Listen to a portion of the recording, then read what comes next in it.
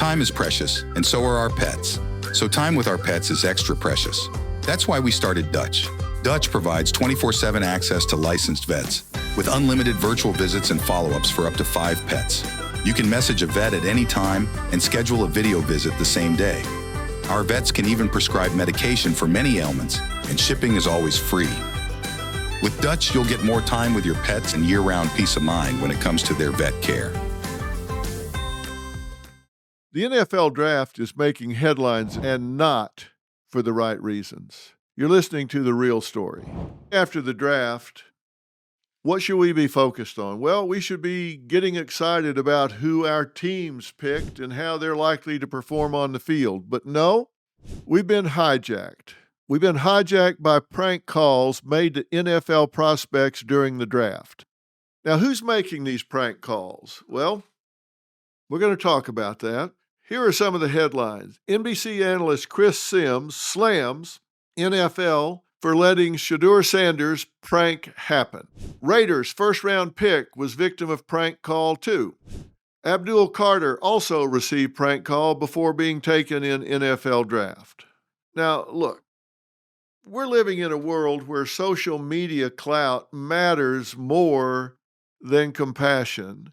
And I said, who's making these calls? And who are they making them to? Well, how do you get into the NFL draft? Well, you get into the NFL draft because you are an elite athlete. You get into the NFL draft because you understand hard work. You understand discipline. You understand sacrifice. You have worked your butt off. Now, people can talk about these being prima donnas, and they can talk about them, being all kinds of bad role models sometimes, et cetera, et cetera. I get that. But let me tell you something. I grew up in athletics all my life, and I was never an elite athlete. I was never considered for the NFL draft, but I was around a whole lot of my friends who were, and I can tell you their work ethic was amazing. And I'll promise you, these punks who are making these prank calls don't have discipline. They don't have the work ethic. They're not the ones that had the discipline to make the sacrifices necessary. So what they're doing is sitting off to the side and trying to spoil that one moment in life where you get a phone call from the NFL that says you're in. Andrew, congratulations, man. We're patient the whole round, waiting for you, and we got you. No, y'all got the best one for sure. And what kind of person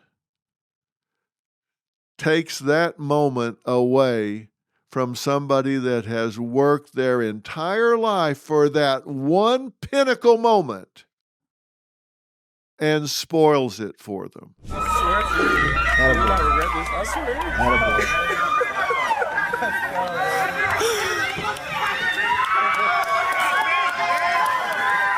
Hey, Coach, I'm real ready. I'm telling you right now, I'm ready. And I'm going to do big things for you. What kind of psychopath, what kind of punk, what kind of person steals that moment from somebody else? At least 7 NFL draft picks got those kind of prank phone calls before or during the 25 NFL draft. Shedeur Sanders, son of Deion Sanders, was probably the highest profile, and we know who did it. The prankster, Jax Ulbrich, 21-year-old son of Falcons defensive coordinator Jeff Ulbrich. Now, look, I don't put this on Jeff. I guarantee you he is mortified. Now, Jax found Sanders' number on his father's unlocked work iPad, and then he and his friends pranked Sanders. Now, I don't even like using the word pranked Sanders because that makes it some kind of joke. It trivializes what happened. That's bullying. That's abuse.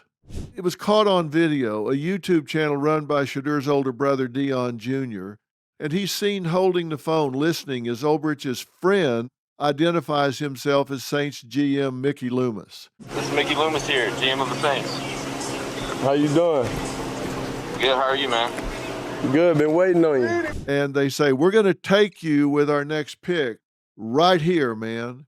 Shedeur replies, yes, sir. Let's be legendary. And then this punk says, but you're going to have to wait a little bit longer, man. But you're going to have to wait a little bit longer, man. The caller abruptly hanging up. What does that mean?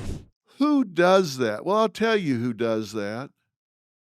Somebody that has no empathy, somebody that is a bully, somebody that's entitled, somebody that thinks, oh, this is great. Look at me. Everybody look over here at me. I haven't achieved anything. I haven't done anything. I haven't earned anything, but look at me.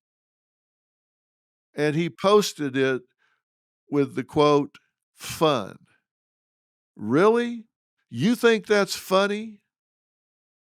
Well, Jack's father and Falcons defensive coordinator, Jeff Ulbrich, was fined $100,000. How funny is that, kid? That's just the monetary cost. Let's talk about the emotional cost. Here's how the draft day and that moment should look. Thank you for believing.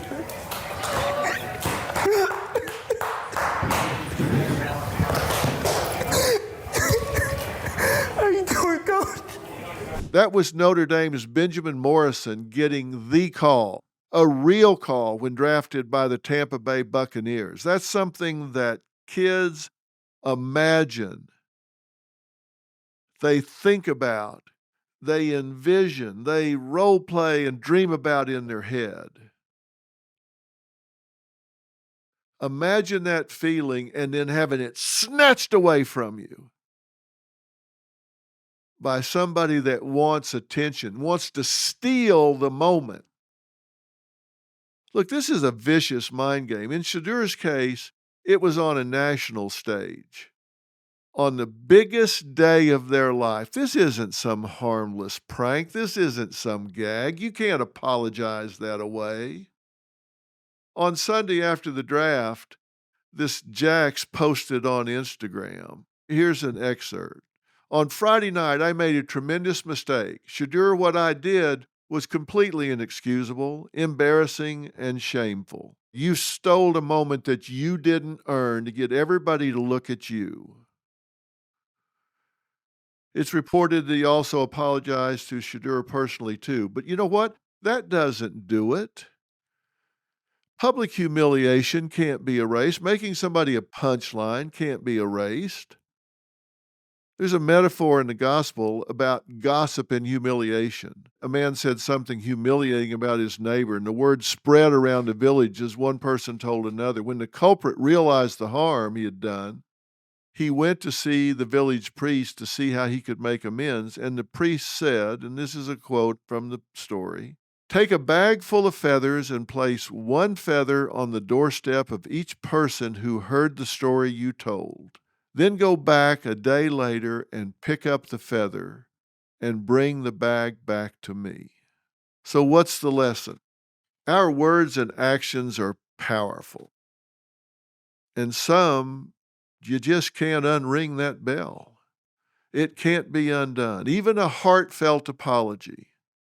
So you got religion. It will never change how that made Shedeur feel that moment. It will never take that away. He doesn't get a second chance at that one moment. Some practical jokes are harmless. Others have serious emotional and, I suspect, legal consequences. According to one research publication, social media pranks often trigger immediate emotional reactions like fear, anger, and embarrassment. Can have long-term mental effects. But here's the bigger picture. When you humiliate someone on the biggest day of their life, what does that make you? So you got millions of views? What does that say about us? Prank videos generate 3 billion views every month across platforms. 3 billion views. That means we're looking at this crap. 49% of 18 to 29-year-olds say prank content is their favorite kind of social media. YouTube, kicking strangers' chairs in the movies, over 100 million views. TikTok trend, fake breakups in public with hidden cameras to humiliate partners. Really? We're feeding on that? That's what we want to look at? That's what we want to see? Seriously? Teen prankster in California made fake calls to 911 so a SWAT team was sent to an innocent family's home. Oh, that's hilarious. The conclusion, likes and laughs seem to outshine empathy. What are we doing as parents, educators, coaches, adults, fellow human beings to stop this kind of thing? Are we setting limits, or are we just going in after the fact and cleaning up messes? We need to check our own hearts. Because you know when this will stop? It'll stop when we stop looking at it. It's supply and demand. They'll continue to supply it as long as we keep demanding it, as long as we keep clicking on it. You start getting in that comment section and saying, I'm going to unfollow you, I don't like this, and I don't like you for doing it. You let those guys all of a sudden drop 50%, 75% of their followers, they're going to find something else to do. And that's the real story. Wherever you're getting the real story, make sure you subscribe and follow. I'll see you tomorrow. Your body is a system, and when it's running right, you feel focused, energized, in flow, but sometimes we struggle to find that flow state. Why? Because there's too much static in our system, brain fog, fatigue, and inflammation. The Echo Flask clears the static by infusing your water with molecular hydrogen, a natural science-backed gas that helps your body think sharper, recover faster, and run smoother. This is more than hydration. It's better focus, more energy, faster recovery, less internal stress, and longer-term benefits that keep you sharp. When your water works harder, your whole system does too. Find your flow state with the Echo Flask hydrogen water bottle and get an unlimited supply of hydrogen water at home and on the go. Visit echowater.com/Phil and use code Phil for 10% off. That's echowater.com/Phil. Enter code Phil to save 10%. Time is precious, and so are our pets. So time with our pets is extra precious. That's why we started Dutch. Dutch provides 24/7 access to licensed vets with unlimited virtual visits and follow-ups for up to 5 pets. You can message a vet at any time and schedule a video visit the same day. Our vets can even prescribe medication for many ailments, and shipping is always free. With Dutch, you'll get more time with your pets and year-round peace of mind when it comes to their vet care.